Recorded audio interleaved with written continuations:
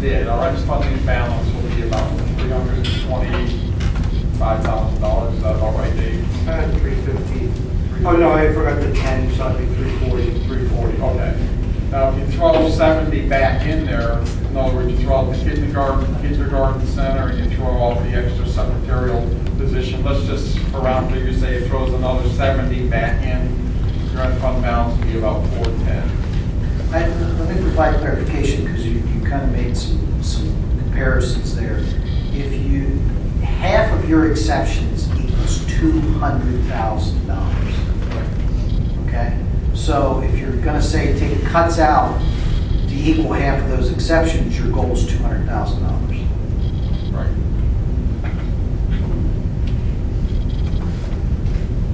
Some of the members were pointing out that they don't want any exceptions at all. Right. I understood that correctly. So the question is do you want an end funding balance of 340, or do you want one of 410, or do you want one of 540? That's half of the saw, the 200 back in to cover the 200 of the expenditures, which would include the kindergarten center and the secretary. That's a quick synopsis.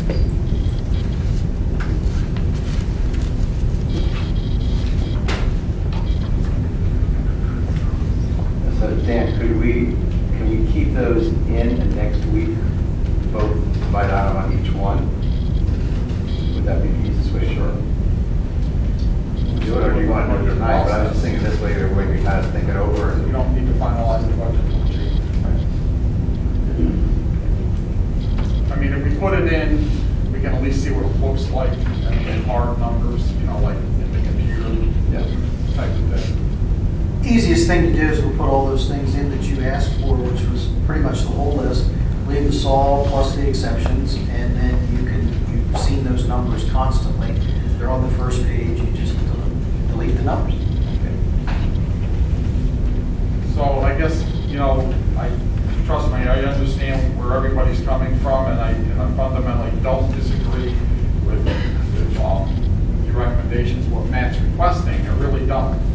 But the end fund balance does concern me, and you can either really run your end fund balance down, you can moderate it by doing half the saw, or you could keep it up a little bit by cutting out a couple of the things that we added in.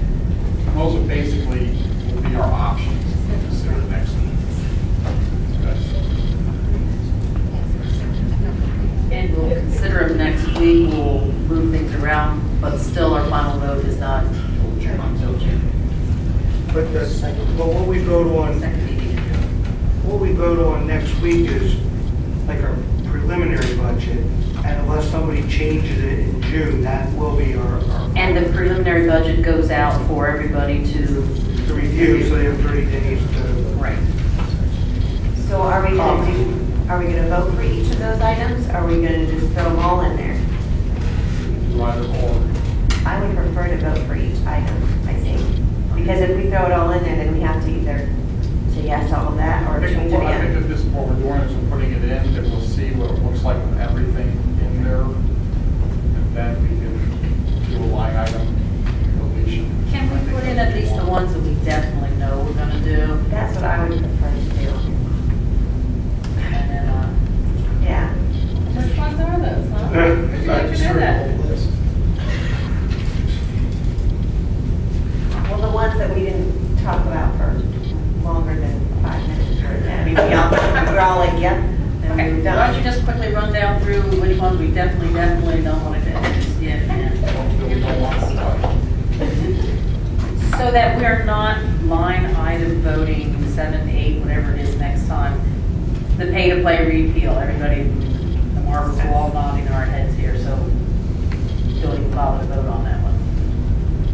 That's what I'm suggesting. Well, the only controversial ones were number 5 was the daycare, and number 7 was the right to know request for the secretary expenditures.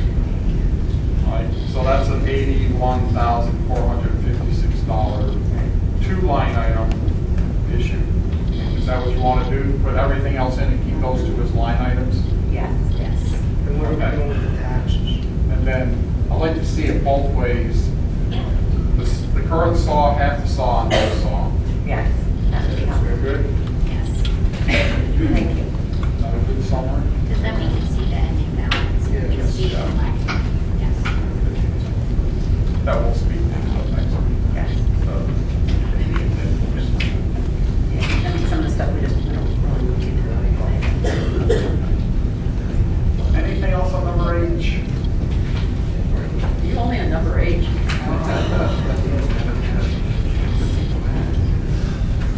You ready? Hi. Pretty straightforward. J. K. And L.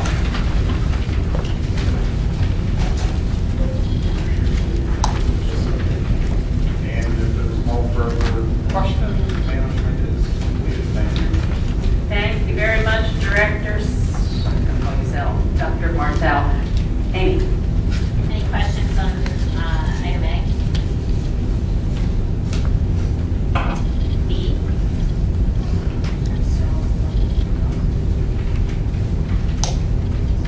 C?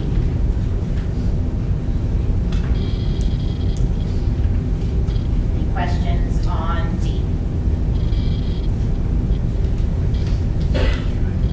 E? I just back to D real quickly. Yeah.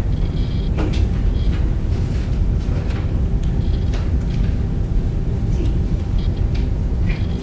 See, this is how I usually am, so I can be nice to you. All right, okay.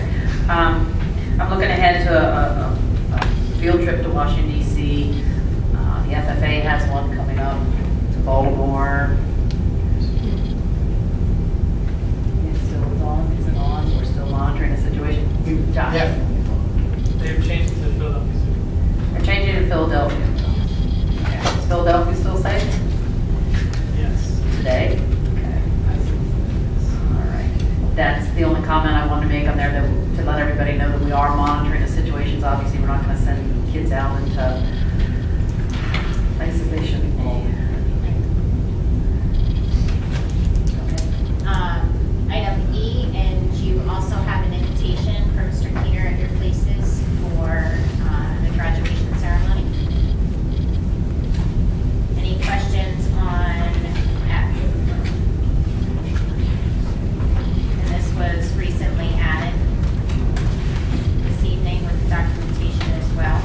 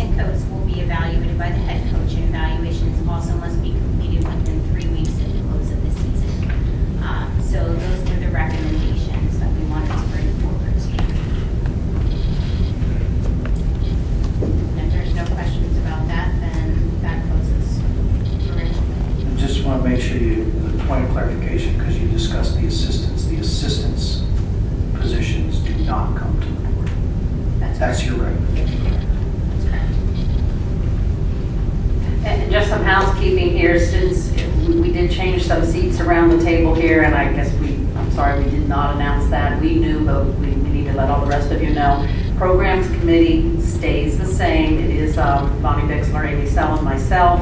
Amy has agreed to chair it, and management right now is going to be consisting of 4 of our members, which is the 4 of us going right around the corner here.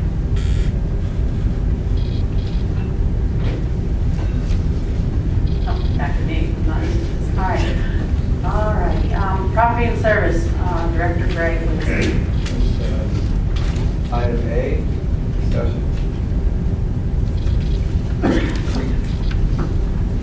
Item B.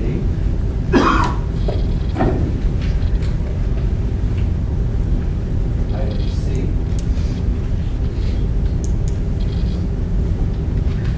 Item D.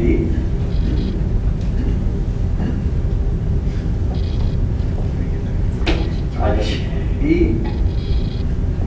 Pay their matches. Is there something there that's hard for you to swallow, or you're just like, you're okay? Item F.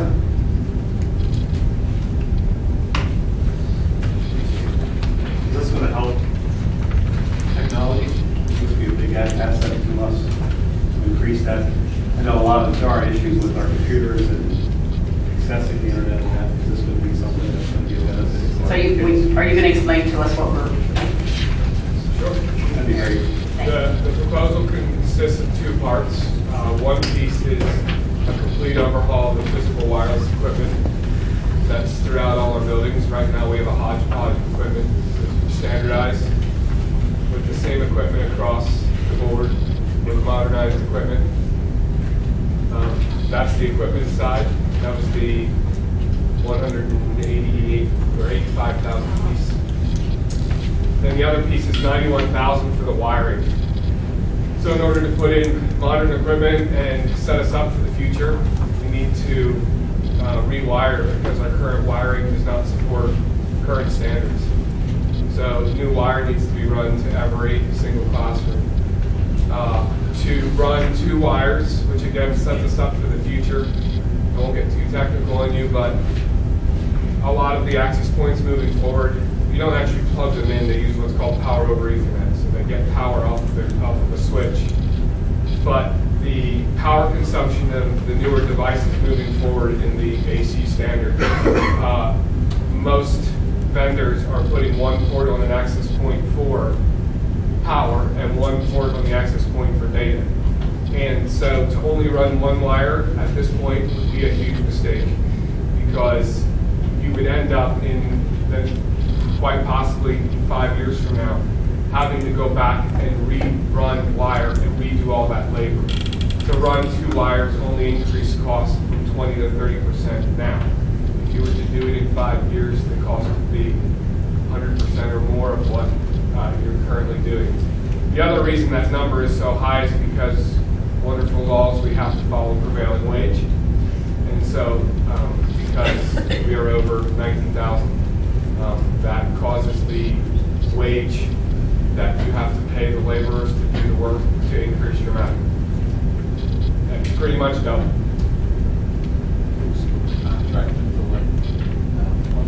And the wireless is the lifeblood of the network. In other words, yeah, you have to run wires to make your wireless work, but the wired infrastructure is no longer the main focus. And without wireless, consistent quality wireless, one-to-one is meaningless. You might as well stop. Okay, we have to have a backbone in place in order for those things to occur. Can our summer work students be involved? They ran wire before a lot.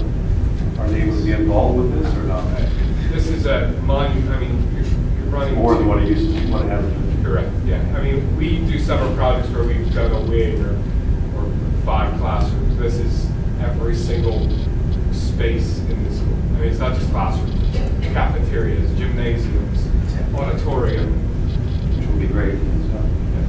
so this is put in over summer and everything's up and running fall? I mean, or start of school? Right. As soon as we can get them on the schedule, they'll start running more.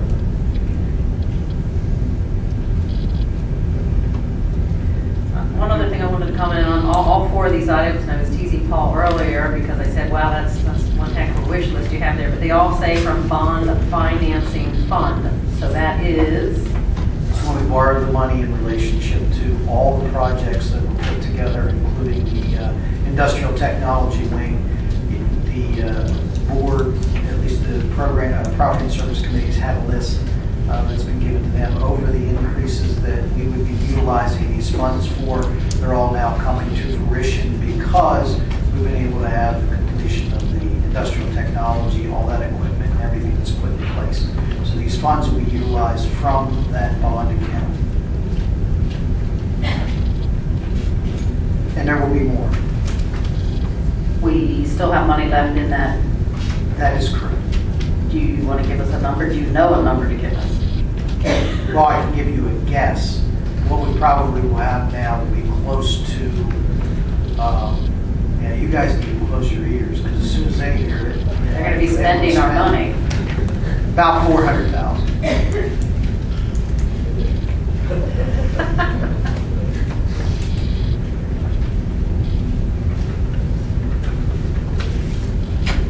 Any other discussions on that? If not, you have in front of you, we did also meet as a committee prior to the meeting this evening with the intent of coming together to try to figure out something to do with the fees for the facility uses that we get throughout the year. What we came up with was certainly a compromise. Many of you know some of my feelings from last month. But I think this is a good compromise because it gives us the ability to look at some ideas as far as how to require funding. So what we're going to suggest to vote on next week, and you have the fees in front of you, is really take a moratorium for 1 year in order to evaluate the current fees and donation procedures. So what we're really asking for now is for 1 year, obviously the group A, which is school-related outside activities, those still do not get any fees. B, which were the nonprofits, there is a fee involved, but it will be only asked as a donation, not as an actual fee that if they don't pay, they get a letter collector or anything like that. It's simply asking them to make a donation. And then C is the same, that these are for-profit, but we looked at the income coming in from all three of these, and for the 13-14 year, it was approximately $7,000 for group B and C combined. So this would give us a good kind of overview of how these fees are being accepted within the community. It would also give us time to evaluate the actual usage and costs that the school would incur. So as part of this motion next week that we would like to vote on, at the end of the year, the Property and Service Committee will need a report of who used the facilities, the donated amounts in detail, and the cost in detail associated with the rentals. We will then evaluate this program to see if it needs to be to continue as a donation, or if there are loopholes, et cetera, that are being taken that do not cover our costs. It's our belief that these costs will be covered, but that's why we want just a 1 year moratorium on charging exact fees and instead go to a donation policy. Any questions? The $7,000 that you said you were looking at before, what year was that again? That was 13-14, correct? And that was for both the nonprofits and the for-profits.